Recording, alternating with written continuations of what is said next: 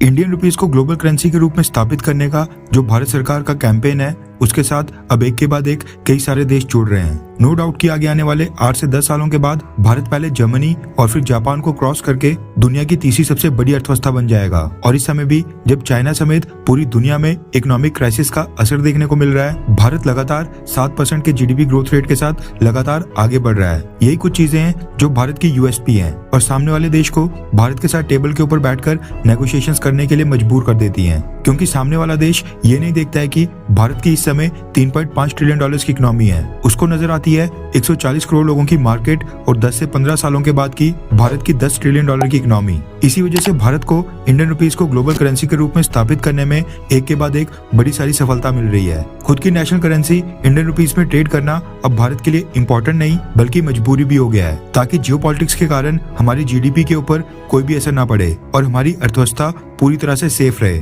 पिछले कुछ सालों से हम देख रहे हैं कि अमेरिका और उसके वेस्टर्न अलाइज इन सब देशों ने मिलकर जियोपॉलिटिक्स में इंटरनेशनल ट्रेड, क्रूड ऑयल और गैस ट्रेड और अब इवन करेंसीज को भी घुसाना शुरू कर दिया है। जो देश इनके कहने के ऊपर नहीं चलता है, उसके साथ यूएस डॉलर या फिर यूरो इस्तेमाल करने के ऊपर उसके ऊपर रोक लगा दी जाती है। उसको स्विफ्ट इंटरनेशनल पेमेंट मैकेनिज्म से बैन कर दिया जाता है, उसके ऊपर सैंक्शंस लगाए जाते हैं। इसलिए भारत के लिए बहुत ही इंपॉर्टेंट हो गया है कि हम अपनी करेंसी इंडियन रुपीस को ग्लोबल करेंसी के रूप में स्थापित करें। आज हम बात करेंगे सऊदी अरब की। मिडिल ईस्ट में 2 देश सबसे ज्यादा इंपॉर्टेंट है, एक सऊदी अरब और दूसरा यूएई। यूएई के साथ तो भारत के संबंध बहुत ही तेजी से ट्रांसफॉर्म हुए हैं। यूएई ने कश्मीर का नाम तक लेना बंद कर दिया है। फ्री ट्रेड एग्रीमेंट तो पहले ही दोनों देशों ने साइन कर लिया था और अब भारत और यूएई अपनी लोकल करेंसी में यानी इंडियन रुपीस और दिरहम में ट्रेड करने की तैयारियां कर रहे हैं। खुशी की बात यह है कि यूएई के बाद अब सऊदी अरब भी भारत के साथ इंडियन रुपीस और खुद की नेशनल करेंसी में ट्रेड करने के लिए मान गया है। रेफरेंस के लिए आपकी स्क्रीन के ऊपर मनी कंट्रोल के आर्टिकल का स्क्रीनशॉट है,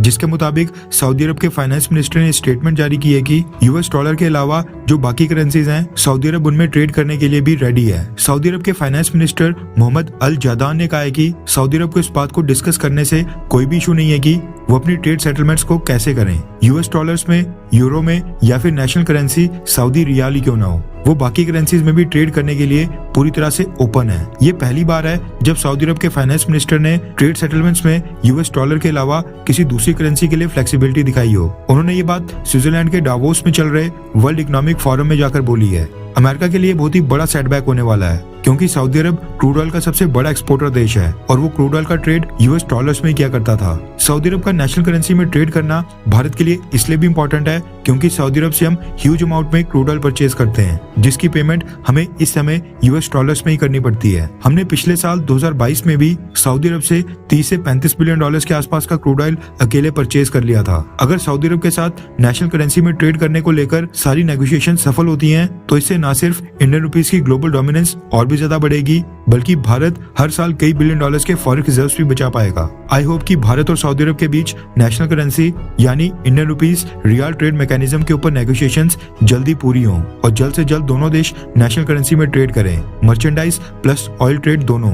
खैर, आपको पर्सनली दोनों में से कौन सा देश ज्यादा पसंद है, सऊदी अरब या फिर यूएई? नीचे कमेंट करके अपनी राय जरूर बताएं।